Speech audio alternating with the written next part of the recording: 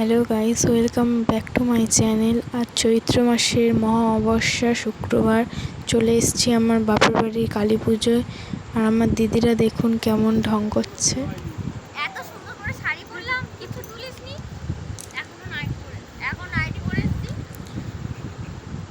পুজোর ক্লিপ না হয়নি। আর এটা বিসর্জনের জন্য মাকে নিয়ে চলে এসেছি পুকুরে বিসর্জন করতে। সামনে যে মা কালীকে নিয়ে ঘুরছে ওটা আমার জেঠু, আর মার জিনিস নিয়ে যে গামলায় করে ঘুরছে ওটা আমার বাবা, আর মায়ের ঘর নিয়ে যে ঘুরছে ওটা আমার কাকার ছেলে। বিসর্জন করতে এসে খুবই মজা হয়েছিল।